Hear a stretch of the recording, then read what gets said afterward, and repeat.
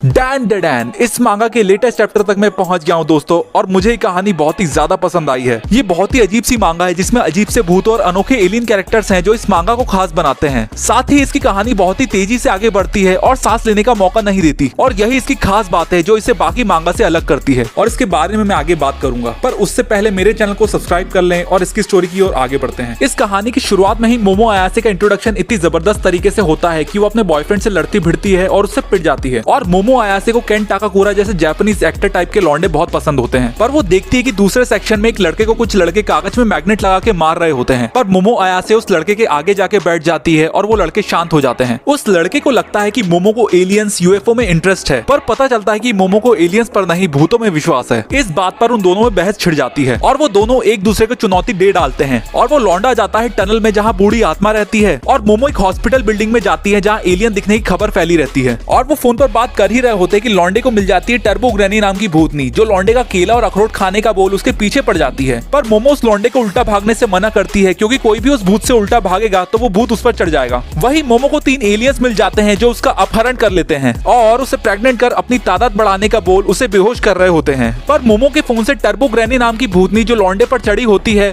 वो निकल के एलियन का केला उखाड़ डालती है। पर वो एलियन भूतनी चढ़े लौंडे को अपनी ताकत से उड़ा फेंकते हैं और दीवार में घुसेड़ देते हैं। पर उतने में मोमो की टेलीकिनेसिस की ताकत जाग उठती है और वो एलियन में लात जड़ के उन्हें उड़ा फेंकती है। पर भूतनी चढ़ा लड़का मोमो पर ही हमला कर देता है, पर मोमो उस लड़के पर चढ़ी भूतनी यानी टर्बो ग्रैनी को शांत कर देती है। और वो लड़का जैसे ही उठता है तो मोमो के पूछने पर वो अपना नाम केन टाकाकुरा बताता है। पर क्योंकि मोमो के नाम सुन के अजीब सा होने लगता है तो वो उसे ओकारो नाम से बुलाती है, और केन टाकाकुरा को टर्बो ग्रैनी की ताकत मिलती है जिससे वो बहुत ही तेज भाग सकता है। और आगे जाके ये दोनों अपनी ताकत का इस्तेमाल करके एलियंस और भूतों से लड़ते हैं, और इनकी लव स्टोरी वहाँ से चालू हो जाती है। और इसी तरीके से कहानी आगे बढ़ती है। पर्सनली मुझे कहानी बहुत ही ज्यादा इंटरेस्टिंग लगी है, और कहानी में आगे बढ़ने पर और भी इंटरेस्टिंग कैरेक्टर इसमें जुड़ते जाते हैं, जैसे मोमो अयासे की दादी सेको अयासे, जो दादी कम वाइफू ज्यादा लगती हैं, ऊपर से सबके भूत उतारती हैं और बहुत ही ज्यादा बैडएस हैं। फिर आगे जाके इन्हें मिलती है आयरा शिरातोरी, और ये अपने मेन कैरेक्टर केन टाकाकुरा के प्यार में पड़ जाती है, और इसे भी एक ताकतवर भूत की पावर हासिल होती है, इतनी कि मुझे तो ये मोमो अयासे और केन टाकाकुरा से भी ज्यादा ताकतवर लगती है। फिर आता है जिन एनजोजी, जो मोमो अयासे का बचपन का बॉयफ्रेंड होता है, और इसके आते ही केन टाकाकुरा थोड़ा सा जलता भी है, और इस पर जो भूत चढ़ता है वो सबसे ज्यादा ताकतवर होता है। अब अगला आता है किंटा सकाटा। ये एक अकेला सा नर्ड रहता है जिसे रोबोट बहुत ही ज्यादा पसंद होते हैं, और कोई लड़की से भाव नहीं देती, फिर भी वो लड़कियों के पीछे पड़ा रहता है, पर बाद में ये बहुत ही ज्यादा काम आता है। अब अगली है वामोला। ये एक एलियन होती है और इसके पास गॉडजिला जैसा सूट रहता है जिससे इसे ताकत मिलती है। अब अगली है रिन सवाकी, जो रहती तो नर्ड है पर ये छुपी रुस्तम निकलती है क्योंकि गाना बहुत ही तगड़ा गाती है।